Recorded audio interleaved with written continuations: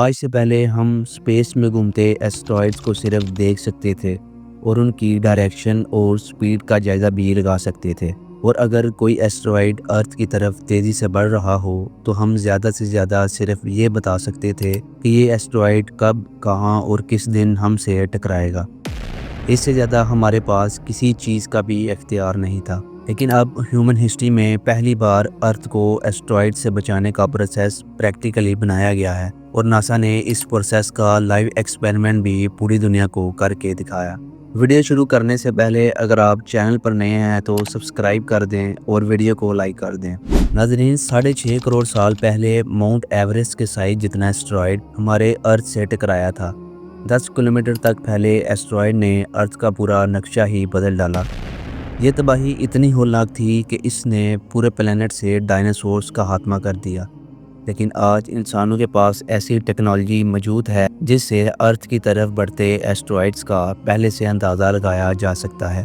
یہ ٹیکنالوجی وقت کے ساتھ ساتھ ایڈوانس ہوتی جا رہی ہے اور ہم زیادہ سے زیادہ دور ایسٹرائڈز کو بھی دیکھ سکتے ہیں۔ ناسا کے پاس فیوچر میں ارتھ کے قریب سے گزرنے والے 26,115 ایسٹرائڈز کی لسٹ موجود ہے۔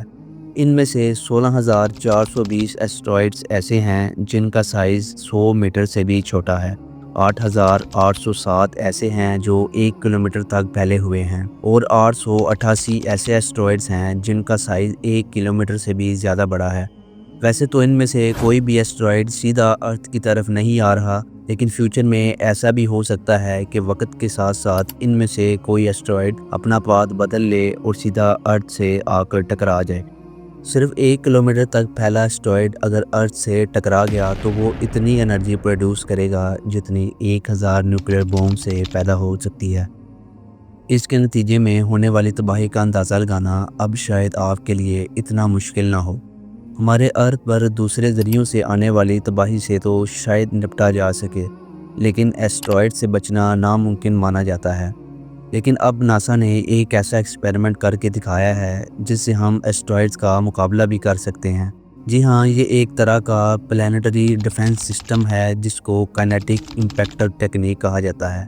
اس ٹیکنیک کی مدد سے ارتھ کی طرف آنے والے ایسٹرائڈز کا راستہ بدلا جا سکتا ہے، لیکن سوال یہ ہے کہ آخر کیسے؟ اصل میں ارتھ کے باہر آؤٹر اسپیس میں گریوٹی اور ایٹماسفیرک پریشر نہ ہونے کی وجہ سے آبجیکٹس کو کسی قسم کی بھی رکاوٹ کا سامنا نہیں کرنا پڑتا۔ جو چیز جس پوزیشن میں ہے وہ ویسے ہی رہتی ہے۔ اگر کوئی آبجیکٹ 10 کلومیٹرز پر آور کی سپیڈ سے اسپیس میں ٹریول کر رہا ہے تو وہ ہمیشہ اسی سپیڈ سے چلتا رہے گا جب تک اس کے راستے میں کوئی چیز نہ آ جائے، اور یہ سب صرف اس لیے ممکن ہے کیونکہ اسپیس میں ویکیوم میں فرکشن پیدا نہیں ہو سکتی۔ ایسٹرائڈز جو لاکھوں سال پہلے کسی کولیجن کی وجہ سے بنے تھے، وہ تب سے لے کر اسپیس میں تیز رفتار سے چل رہے ہیں۔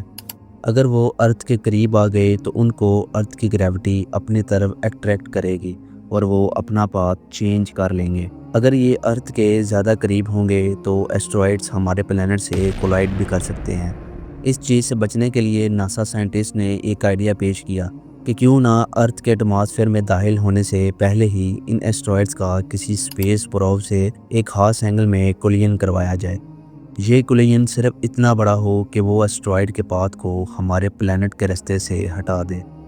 پلان کے مطابق اس قسم کے کئی اسپیس پروبس ارتھ کے گرد آربٹ کر رہے ہوں گے۔ جیسے ہی ناسا کو کوئی بڑا ایسٹرائڈ ارتھ کی ڈائریکشن میں بڑھتا دکھے گا تو ان اسپیس پروبس کو اس ایسٹرائڈ کے ڈائریکشن میں ایک خاص اینگل پر جا کر ہٹ کروایا جائے گا۔ اس تھیوری کو پروو کرنے کے لیے اور یہ دیکھنے کے لیے کہ واقعی ایسا ہو بھی سکتا ہے یا نہیں، ناسا نے ایک ایکسپیریمنٹ کرنے کا فیصلہ کیا۔ اس مشن کو ناسا نے ڈارٹ یعنی ڈبل ایسٹرائڈ ری ڈائریکشن ٹیسٹ کا نام دیا۔ 23 نومبر 2021 کو $325 ملین کی لاگت سے بنایا گیا dart space craft space x falcon 9 rocket کے ذریعے وینڈربرگ اسپیس فورس بیس سے لانچ کیا گیا۔ دوسرے اسپیس پروبس کی طرح ڈارٹ میں بھی تھرسٹرز، کیمرہ سسٹم اور ریڈیو لنک موجود تھا جس سے وہ لائیو امیج فیڈ ناسا کو بھیج سکتا تھا۔ کچھ گھنٹوں کے بعد اب یہ ارتھ کے آربٹ میں آ چکا تھا۔ ناسا کو اب ایک سوٹیبل ایسٹرائڈ کی ضرورت تھی جس سے وہ ڈارٹ کو کولائڈ کروا سکیں۔ ہمارے پلینٹ سے 1 کروڑ کلومیٹر دور 170 میٹر بڑا یہ ہے ڈائمورفس۔ جو اپنے سے 5 ٹائمز بڑے پلینٹ کو آربٹ کرتا ایک چھوٹا سا مون ہے۔ چھوٹا تو یہ صرف ہمارے چاند کے مقابلے میں ہے، پر اصل میں اس کا وزن قریب 500 کروڑ کلو گرامز ہے۔ اس کی ہائٹ، ماس اور ارتھ سے اس کا ڈسٹینس دے کر اس کو ڈارٹ کولیجن کے لیے بالکل پرفیکٹ سمجھا گیا، جبکہ دوسری طرف ڈارٹ کا وزن صرف 579 کلو گرامز ہے، یعنی اس کا ماس ڈائمورفس کے مقابلے میں صرف 0.00001% ہی ہے۔ لیکن جب بات ہو رہی ہو اسپیس فزکس کی تو وزن سے زیادہ سپیڈ میٹر کرتی ہے۔ جی ہاں، ناسا سائنٹسٹ نے کمپلیکس کیلکولیشنز کی مدد سے یہ نتیجہ نکالا کہ اگر ڈارٹ کو 23,000 کلومیٹرز پر آور کی سپیڈ سے ہٹ کیا گیا تو ڈائمورفس کی ڈائریکشن میں 1% بدلاؤ آ سکتا ہے۔ یہ تمام کیلکولیشنز کرنے کے بعد ڈارٹ کو ارتھ کے آربٹ سے نکال کر اس کی ڈائریکشن 1 کروڑ کلومیٹر دور ڈائمورفس کی طرف کر دی گئی۔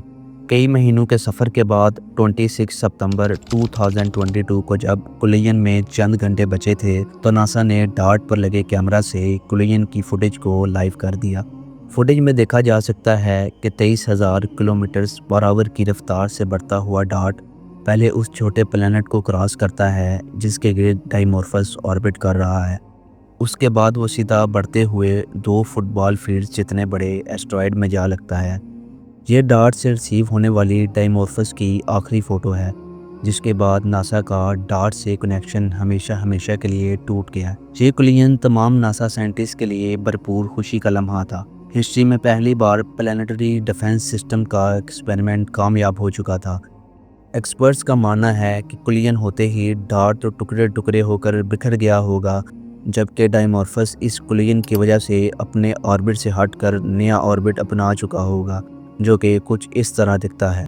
ناسا کے اس مشن کا ایکوریٹ رزلٹ 2-4 ہفتوں میں آ گیا، جس میں معلوم پڑا کہ واقعی اسپیس کرافٹ صرف اپنی سپیڈ کی وجہ سے اپنے سے 1 کروڑ گنا وزنی ایسٹرائیڈ کی ڈائریکشن چینج کر سکتا ہے کہ نہیں۔ یہ تو صرف ایکسپیریمنٹ کی حد تک تھا، جس میں ایک چھوٹے ایسٹرائیڈ پر ایکسپیریمنٹ کیا گیا، لیکن اصل سوال یہ ہے کہ کیا 10 کلومیٹر پہلے ہوئے ایسٹرائیڈ پر بھی یہی فارمولا اپلائی ہوگا کہ نہیں؟ کیا ہم بھول چکے ہیں کہ دنیا پر سب سے بڑا Vredefort impact crater 300 kilometre تک پھیلا ہوا ہے؟ جو ایسٹرائیڈ 300 کلومیٹر بڑا کریٹر بنا سکتا ہے، کیا ہم اس کا مقابلہ کر پائیں گے یا نہیں؟ اس بارے میں آپ کی کیا رائے ہے؟ مجھے کمنٹ سیکشن میں ضرور بتائیے گا۔ آپ سے گزارش ہے، اگر آپ چینل پر نئے ہیں تو سبسکرائب کر دیں اور ویڈیو کو لائک کر دیں۔ امید ہے آپ کو طلحہ سٹوریز کی ویڈیو بھی پسند آئی ہو۔ ملتے ہیں اگلی مسٹری سے بڑی ویڈیو میں، تب تک کے لیے اللہ حافظ۔